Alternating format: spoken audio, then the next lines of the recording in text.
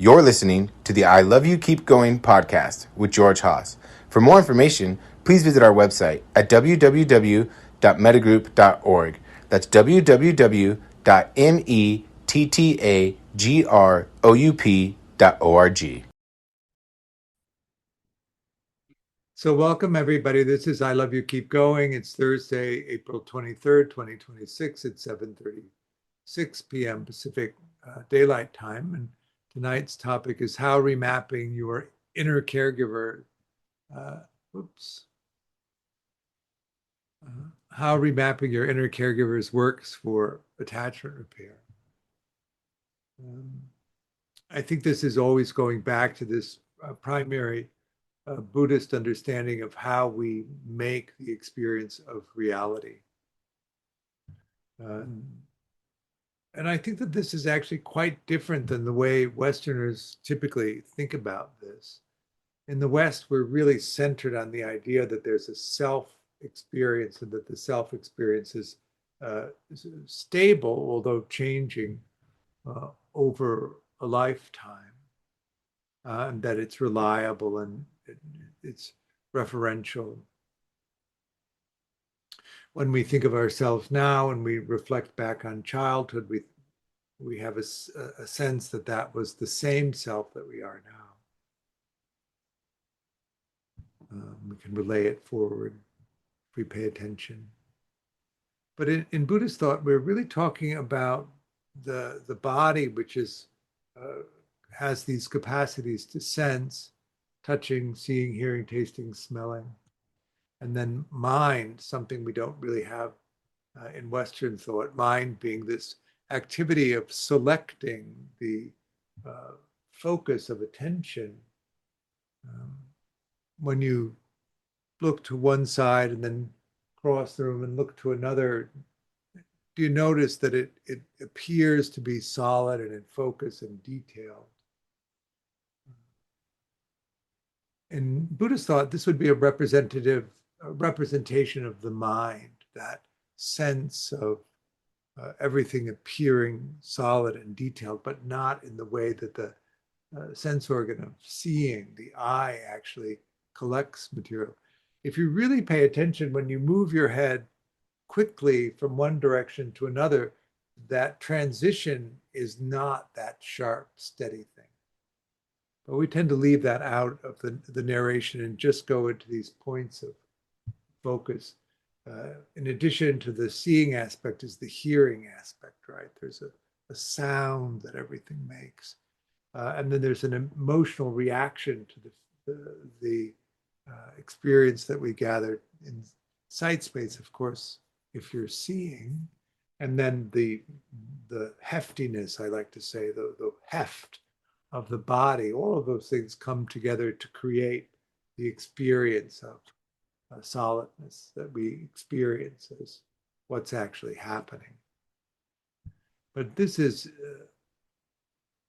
assembled. We gather the sensing material through the eyes, the ears, the nose, the mouth, the body. And if you pay attention, the mind is just curating, selecting, focusing on the things that we like, focusing away from the things that we don't like, and then creating these tableaus of experience, which are related mostly to the meaning that we find to associate to them. Everything is neutral in that sense. Everything is just pure sensing data. It's evaluated by the body for urgency. Does it need immediate attention? Does it not matter if we ever get to it? Is there time for pleasant experience? And then mapped on to the perceptual database. If there's an entry in the perceptual database that means the same thing as what we're collecting in the present moment, that whole thread of meaning attaches and it rolls into conceptual reality. That process of meaning is based on these working models that we generate. So we generate a working model of ourselves and we generate a working model of other people, and we associate these mind moments with both ourselves and other people. And when they activate in that process of making meaning, those gists of memory, those patterns of memory, experience are what we're associating with the present moment, and it takes on that valence of meaning. You've heard me say this a million times. Is that all making sense? You got it? How that all unfolds? Part of that process, of course, is what you can expect to happen. So that is around the forming the intention. Your expectation of what will happen affects forming your intention for a response, and then you take the response, take the action, create the karma, and then you gather what happens and remember it as part of the experience of it happening. One of the things that happens to people who grow up to be secure is that they have the experience of caregivers who reflect the experience of the child back to the child. Is that making sense? And that's how we construct the working model. We construct a working model that really is this reflection, this mirroring back to us of who we are. And in insecure and disorganized attachment conditioning, that reflection often is not the caregiver's experience of us, but it's the caregiver's experience of themselves caring for the child. So what the child sees reflected to them is actually the caregiver and not themselves. And so they begin to construct a working model of themselves, which is a reflection of the caregiver rather than a reflection of themselves and the caregiver's experience of who we are, not in a sense, the caregiver reflecting back to us. So if I can make that distinct. If you grow up and you have a sense that you're too much, you're too demanding, you're too needy, that is actually the caregiver's experience of caring for you that's been reflected back to you, which you've used to construct a working model of yourself. If you have at the core this sense that there's nothing that you can do to get somebody to pay attention to you, that's the experience of the caregiver reflecting themselves back to you, not the sense of who you are and what you need. And in these instructions that we receive, that we use to construct the sense of ourselves, what's left out of that construction when it is actually the parents, the caregivers reflecting themselves back to us instead of reflecting us back to us, is we lose track of that. Who is this person? Who is this authentic person? What are my authentic interests and needs? And how do I perceive the world? All of those things are what's left out of that process. Is that making sense?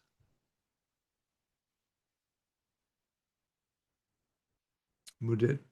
Hi, George. Sorry, the last thing you just mentioned, I thought the thing is that there is nobody to reflect from. Like the caregiver is not present. Right.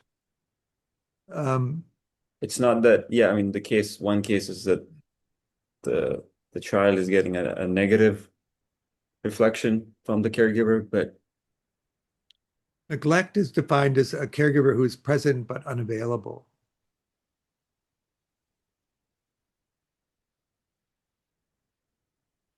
so there's And nothing in the that database. tends toward the dismissing side of things. The caregiver who's chaotic and his attention is scattered is also in some ways unavailable, but it orients the child to focusing on the mind state and meshing in the mind state to affect the caregiver in that way. And if the child becomes frightened of the caregiver, then the child reacts by attempting to control the caregiver. So that's the disorganized end of things. The child attempts to control the environment so that they can feel safe.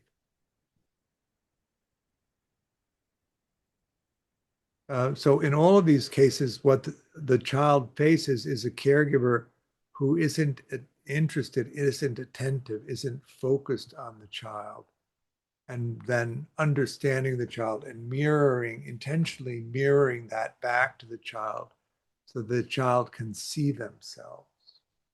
What they do instead is simply present themselves to the child, which the child then takes in and creates the working model. Is that distinction clear yet?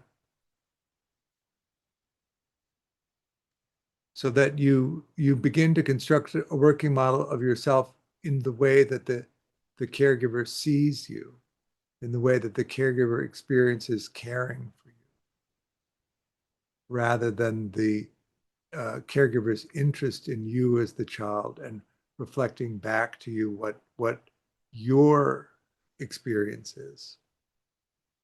Did you have a caregiver that narrated your experience? Oh, you're happy. Oh, you're sad. Oh, you really like that. Oh, you don't like that. All of those different things so that you begin to have a sense of what that is. Or were they just critical or just uh, uh, indifferent? Did you have a caregiver that thought it was important for you to taste a variety of foods, and so they intentionally offered you a wide range of foods so that you would develop a palate, so that you would develop an interest in taste sensations? Or did they feed you what they liked? Did they notice that you liked one thing over another so that you had a preference for that? Or did they feed you what they thought you should have? Is that making sense? Those are the distinctions. Did they uh, decide what it is that was important for you to do, and so that you did that? Or did they pay attention to what you liked and what you were good at?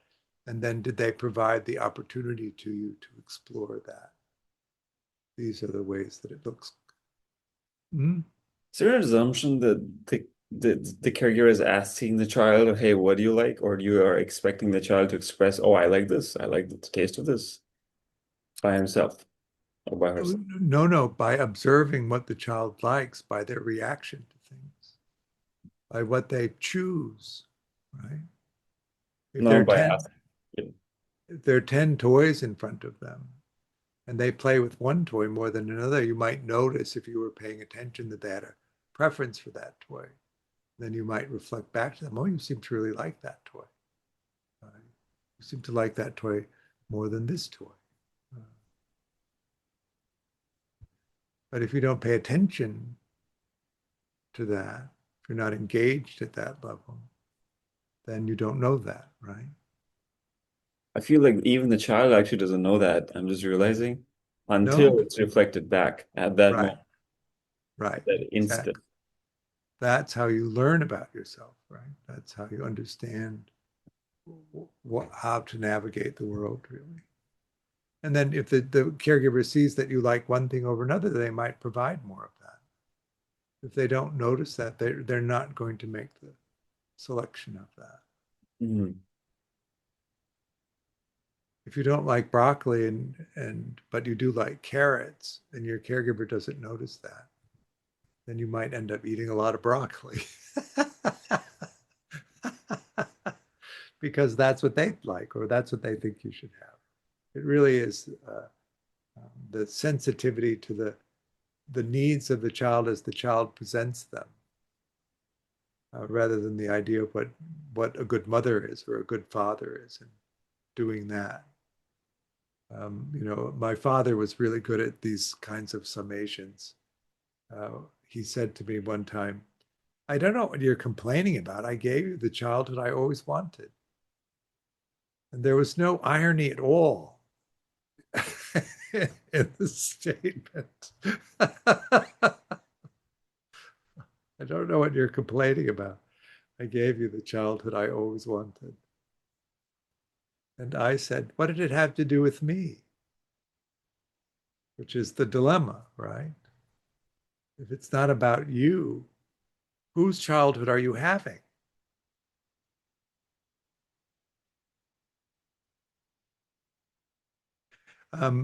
which is fair enough. You have the caregivers you have. What happens to us, though, of course, is we don't notice that we've developed the self that we needed to develop in order to survive in our family system. And if that wasn't that related to who we actually were, who we became is somebody different than who we would have been, right? And all of the advantages of somebody who's treasured in that way and is offered the possibility of developing their authentic self, has an authentic self that's developed and able to engage in the world. And those of us who didn't have that have a false self that's able to engage in the world, and a true self that isn't, because it's not developed, it's not encouraged. And then we go into the world with the false self that's able to engage the world, and we don't find meaning in the life that we're living. And it's baffling to us why that would be, often, depending on how far down the rabbit hole of inauthenticity is, and how disadvantaged your authentic self was in the family system, right? If you were, if the expressions of your authentic self were not greeted well, that's one thing. If they were ignored, that's another. If they were punished, that's another, right? Who did? George, I just realized something is that you were saying that the authentic or the true self also needs to be developed. Yeah. It's not that, oh, it can be developed. Yeah.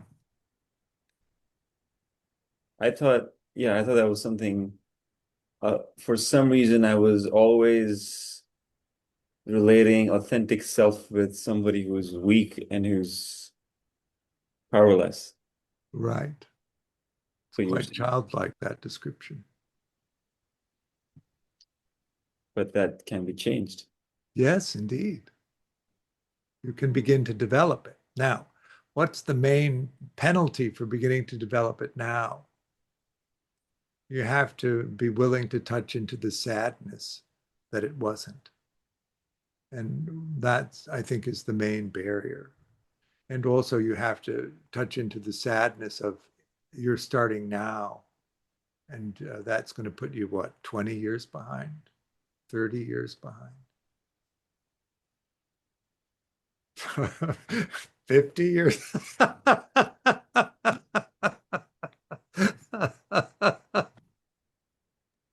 No time like the present. Well, it's an interesting thing about that. As soon as you begin, and as soon as you begin to pursue what's authentically mattering to you, and you to gain the satisfaction from that, you don't even think about. It just disappears into the rearview mirror as off you go into your adventure. It's when you bump up against an obstacle that you can't get around that you're suddenly seized with the outrage that it's so late. And some things are just lost, and that's another thing. They're not rescuable. You can't get them back. But that sadness, I call it the terrible sadness, is the thing that really prevents us from moving forward with the embracing of that. And sometimes there's skills that you've developed for the false self that you can export into the true self, to use that metaphor of true self and false self. In some of the religious traditions, the true self is the opening into the true spirit of the this, whatever this is. And I'm using it in more identified with the body, but the position you find yourself in relatively. I still put it as healthy ego versus unhealthy ego, Yeah, that's fine. Self and ego are fairly interchangeable. but still limited. But yeah. Yeah. The now, why would you go about attempting to remap the caregivers or the sense of the caregivers in the way that ideal parent figure, for instance, works to remap? It's because we're creating the meaning of the reality of the moment, and in the creation of that is our expectation of what will happen.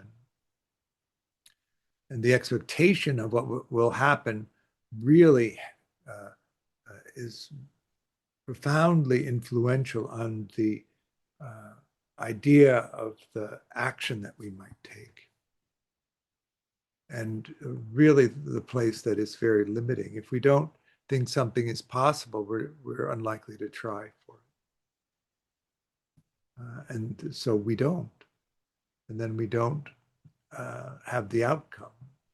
It isn't that you always get something if you try for it. It's just that if you don't try for it, you're not going to get it, right? That's the main thing.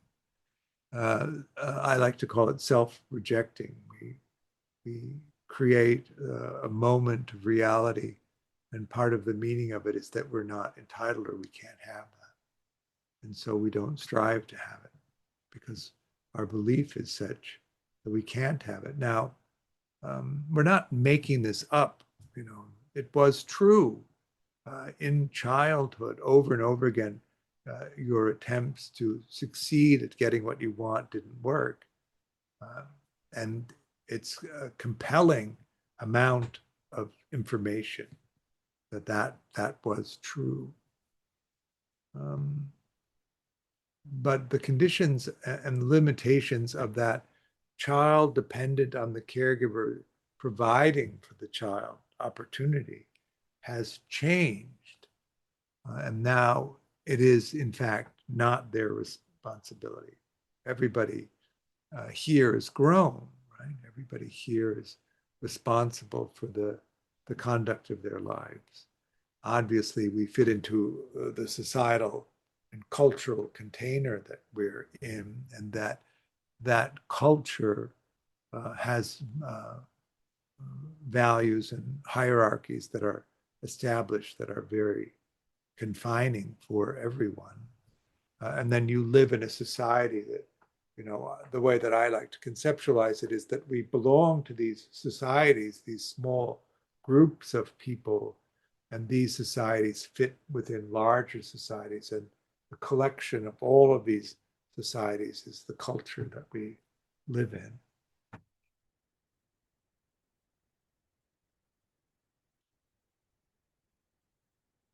There's lots of clever ways that we avoid the sadness, which is by not striving, right? I know in the meditation, striving is in some sense not thought of a useful thing. So maybe a different word would be better. But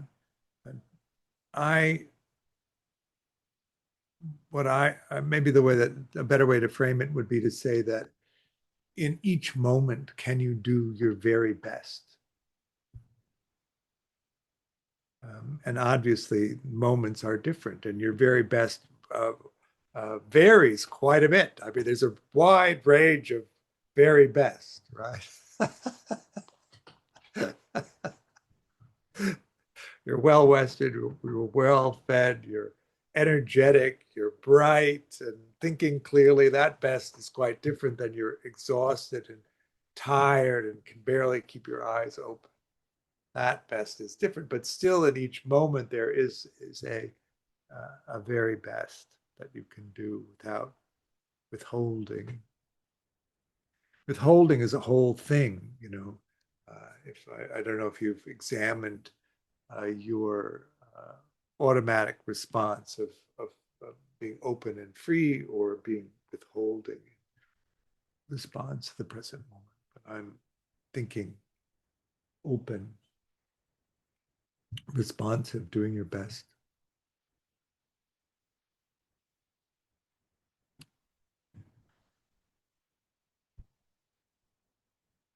We're basing the meaning mostly on the things that happened to us and the meaning that we gave them. So in each moment, as the undifferentiated, unfixating, sensing moment hits the top of the queue and the meaning is attached to it from the database, and then it rolls into conceptual reality, the self-experience comes online and has a moment to examine it, the intention and action as it's unfolding. And if it decides that it wasn't a good definition, it can change the definition in the next moment. That's only if you're mindful. That's only if you're paying attention. Otherwise, you're just rolling on automatic, right? If you have a reliable database that is really in service of you, the moments of mindlessness where you're just rolling into action after action actually isn't such a big problem.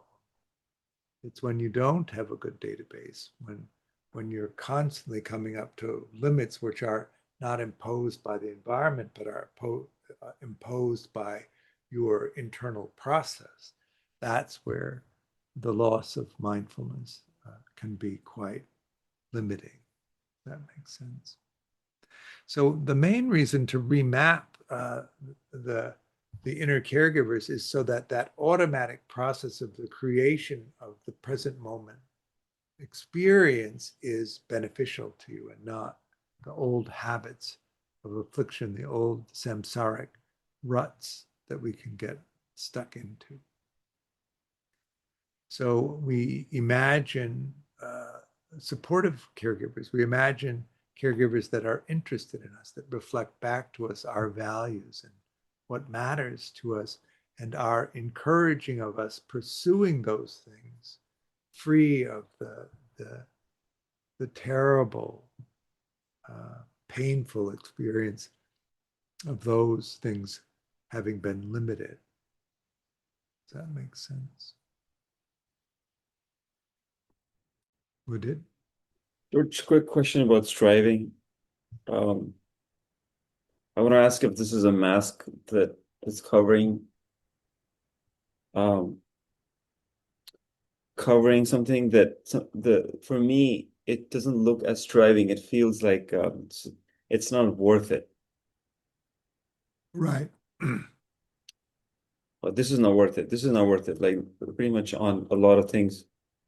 It's almost like an energy saving mode where there is this resistance on not doing it because I feel that it's not worth it. Is that the same as the striving aspect? How do we deconstruct it's not worth it? It's not worth it in that the energy that I would have to put in to get it will not be worth the energy that comes back. Is that the not worth it? Oh,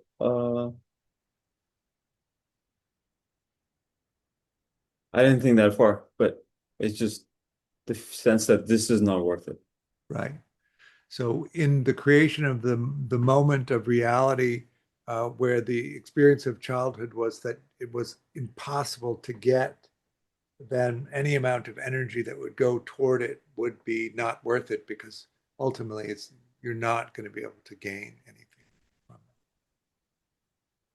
Whereas if you had the idea that you could get it simply and it would be quite worthwhile to have, then the energy in would be worth it in what you get back from it. If you had a sense that there was that you could explore and that exploration would lead to things that are very meaningful to you, and that meaning propelled you through life, then the energy in would be totally worth doing it. If you have a sense that it won't produce anything, that you won't find meaning, then it wouldn't be something worth doing. And where did that really come from early on? In insecure and disorganized relationships, putting the energy in to maintain the relationship is often not viewed as worthwhile. It's one of the reasons that we find ourselves alone later in life. And that really For most people, it tends to happen in the 30s. The 20s, of course, you're free from the family system and you can explore and begin to examine how to develop the life that you want. And if you find over and over again, relationships are disappointing, you can't get them to work, you can't understand why you can't get them to work. You get into relationships that seem to consume a lot of energy and prevent exploration, but don't seem to give so much back to you. Then you get the idea that it's not worth doing, and so you don't put the energy in. And it's and again, it's not a incorrect evaluation of what's happening. In secure functioning relationships, the front end of the relationships is more energy intensive than insecure and disorganized relationships require. And so one of the things that happens to insecure and disorganized people is they don't put the energy into secure functioning relationships. And so secure people won't be in relationship to them at a B and A level. But because you have the evidence that relationships have never been worthwhile, to put that much energy into forming a relationship just doesn't make sense. But that's because you don't know what a secure relationship will provide, which is a secure base for primary exploration and the source of meaningfulness in life. You don't really have much in the way of that sense of meaning because you're not oriented toward that. You're oriented toward the false self, not the true self, right? So, and even the achievement of goals that are at the secondary level don't provide that sense of meaning. It's puzzling, really. Why would I put all that energy into something? Why does somebody put all that energy into that? It doesn't seem worth it because it's not something that you think of as meaningful. But when you negotiate a secure functioning relationship, you have confidence that you can resolve conflict in the relationship and come to a win-win solution. And if you do, that conflict settles out of the relationship. And the more that you do that, the less conflict there is in the relationship.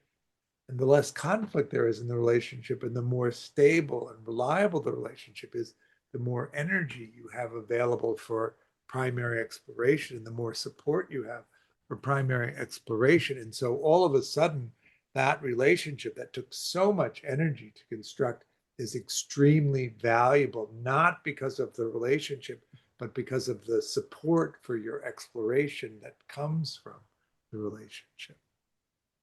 And you don't have that in insecure and disorganized relationships. And so it doesn't make sense that that would be something worth doing.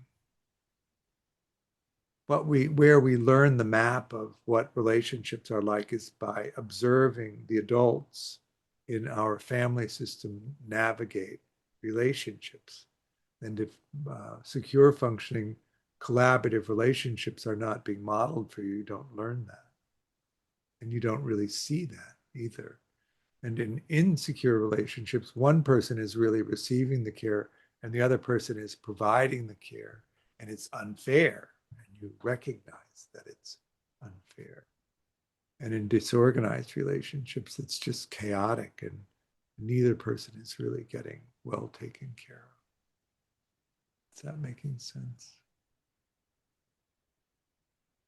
So why would you run a remap that so that you can begin to understand who's capable and who isn't capable of providing a collaborative relationship for you to engage in, create something that's very supportive for you, but also very supportive for them, and it's authentic.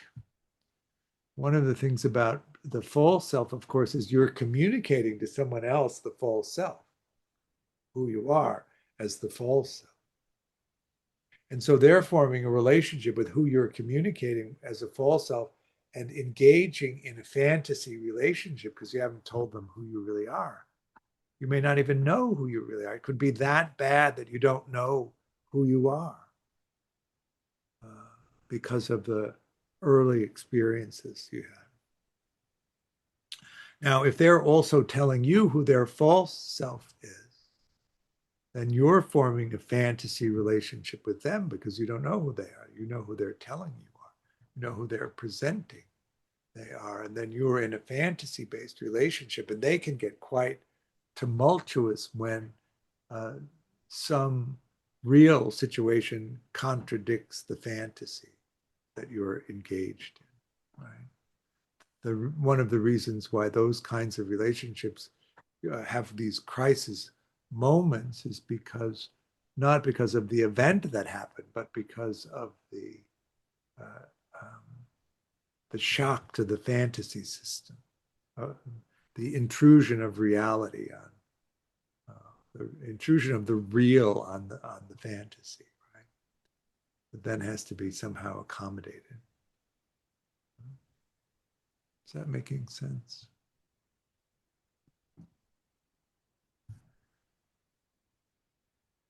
To really understand, to really take in how terrible it was to have to abandon yourself in childhood to become who your family system needed you to be is part of that terrible sadness, to really be able to touch into that, to recognize that, and then to recognize what it cost you in terms of the development of your authentic self.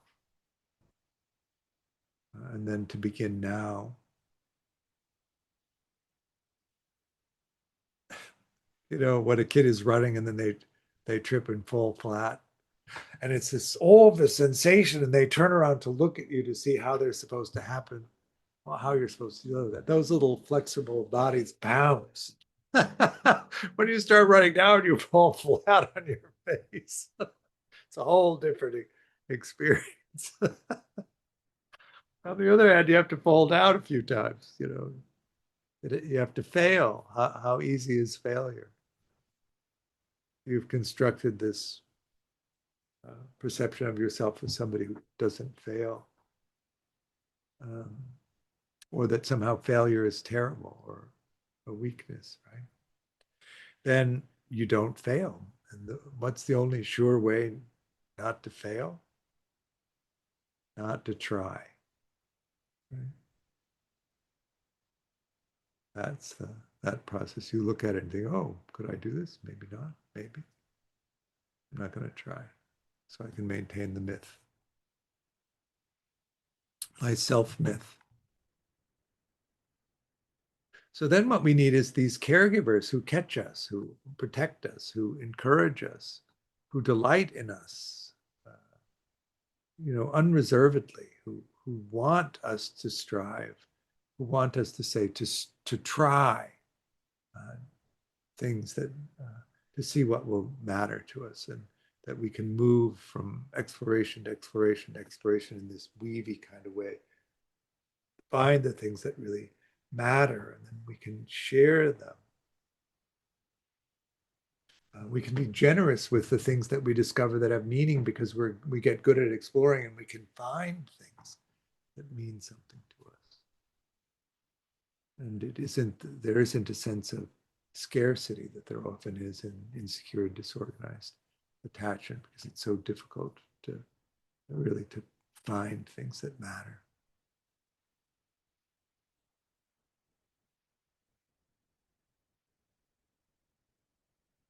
Who did you become? Did you become you? Or did you become the you that was mapped out in the family system for you? Or did you really have the experience of so little interest that it was hard to see? We're not really self-reflective. If you figured that out as human beings, we really rely on the people closest to us to reflect back to us their experience of us, not their experience of them experiencing us, right?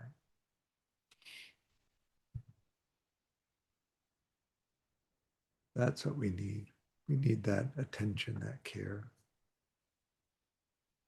So we begin to remap them. How do we remap them? We visualize ideal caregivers who are interested in us and have a time and attention for us and encourage us and delight in us.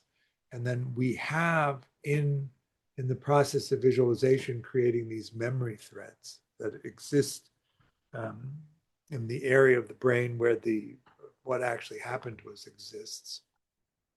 And then when we're in that moment of assigning meaning to the present moment, we can assign one of the visualized meanings as well as we can something that actually happened to us. Why? Or is that different than the ordinary function? It isn't, because we have imagination, and what imagination does is define unique situations that we don't know yet, that we haven't assigned meaning to yet. So we have a capacity to generate these imagined meanings. And then when the body mind then grabs one of the imagined meanings and makes the present moment mean that, and it rolls out into an intention and action that we take, we then gather the results of that. And then that visualization, that imaginative creation has actual experience associated with it. And the more that we use to develop the meaning of the present moment, and the more actions we take based on that, the more actual experiences are gathered and remembered. And then all of a sudden, what began as a visualization is now a robust series of memories of actions that have taken, and the results that have been produced by that.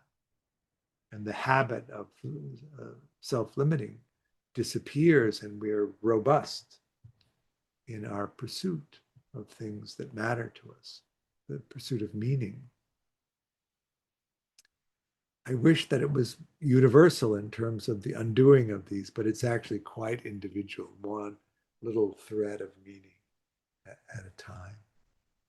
But the tortoise is the one who wins the race at the end, right? The slow, methodical practice is the thing that wins out over the chaotic, trying a little of this, trying a little of that, trying a little of this, trying a little of that. But it's actually not that long, I would say. 2 or 3 years is really what this kind of work takes. And I really think that it's this kind of work, this repairing of the attachment system and the developing of the capacity to explore, is essential to a deep meditation practice. Because what is a deep meditation practice if not an exploration for meaning, right? And if you have the limitations of exploration that have been imposed by your early attachment conditioning, it inhibits the development of a deep meditation practice the same way that it inhibits all other explorative activities, right? And so if you spend time in working through these and developing the insights by using meditation that you need to undo the early attachment conditioning, all of the skills that you develop in the unwinding of the early attachment conditioning are skills that then can be turned toward a deep meditation practice, so that you're not losing anything. It's not a detour, actually. It's speeding things up, even though the initial focus of the preliminary practices are intended to change the early attachment conditioning. Then you speed along in the insight and heart practices, or whatever pathway you decide to go down. And that if you don't do it, if you don't take the time to do it in the beginning, how much slower all of the rest of it is. That makes sense. So what do you say we do a little practice? What do you want to do? IPF? IPF. Okay. So go ahead and settle in, closing the eyes, scanning through the body, looking for any tension you might be holding, seeing if you can release it. How's that? Excellent. Good. So we have Kaleidoscope tomorrow if you want. That's just a monthly gathering of our group and answering questions about practice. We have May 6th, a new level 2 starting. It's Wednesday mornings from 10:30 to 12:30. Take a look at that. I'm going to London on the 9th and we'll be away for 10 days. So the next, well, let me put it to this way. Next week is the last time that we're going to do this meeting at this time. We're going to start on May 7th, and we're going to meet at 1 p.m. Instead of 7:30 p.m., same amount of time. And so we'll meet the 7th, but the 14th, and we'll still meet the 14th, even though I'm in London. It'll just be from there. And then the 21st and so on. Is that making sense? So the first week of May, we're switching times. Hopefully that will work for everybody. Good to see you. Appreciate your practice. I offer the teaching freely, but if you're able to make a donation, there's a link on the website to do that under donations. And I hope to see you soon. Bye. Thank you, George. Bye.